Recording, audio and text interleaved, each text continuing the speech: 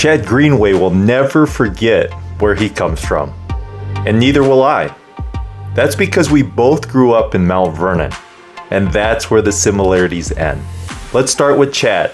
He grew up in Mount Vernon, South Dakota, population 440, where his parents operated a crop and livestock farm.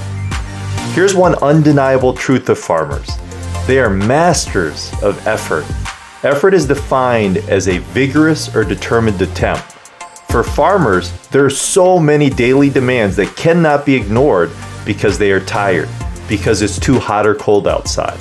Their crops and their animals depend on them to feed and take care of them. Well, growing up on a farm is my identity, Greenway told The Land, a weekly agriculture publication. I learned early the rigors of farm life. Summers seemed the worst. You can't hide from your parents. At 5 a.m., it was wake up to help load pigs or walk bean fields. Dad taught me not to complain because no one was listening, least of all him.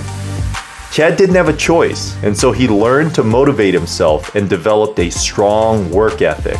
In fact, Chad says sorting hogs and cattle taught him how to read an animal and anticipate its movements, something that helped him as a defender.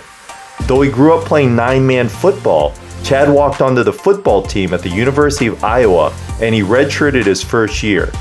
But he worked hard and he eventually became a starter and scholarship player who would become a first-round pick in the NFL of the Minnesota Vikings and go on to play 11 seasons. As for me, well, I grew up an eighth of a mile from Mount Vernon, the estate of our nation's first president, George Washington. 13 miles south of Washington, D.C., it's a far more populated community. Like Chad, I also love sports and had a strong work ethic. But unlike Chad, I didn't have the natural size, skill, and athleticism, so I earned a spot on the field or court in other ways, mainly through sheer effort. Probably the way I developed my work ethic was in my first real job, as a 10-year-old delivering newspapers for the Boston Globe. I wanted my own spending money to buy video games and baseball and basketball cards, so I took over a route when a friend moved away. I had to be up at 5 a.m. on weekdays and 4:30 on Sundays to deliver the newspaper to 100 to 130 homes, 365 days a year. I could never find a substitute if I wanted to spend the night at a friend's, and I'll never forget an epic snowstorm when I walked outside on a Sunday and there was snow up to my knees. I rushed inside, woke up my dad, and asked him to help me. But he rolled back over and said, "You'll figure something out." So instead of my usual wheelbarrow or Red Ryder wagon, I pulled out my sled and stacked the thick Sunday newspapers onto there.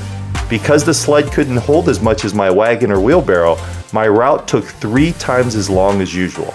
But I had to do what was needed to be done so my customers could get what they paid for. That's the thing about effort.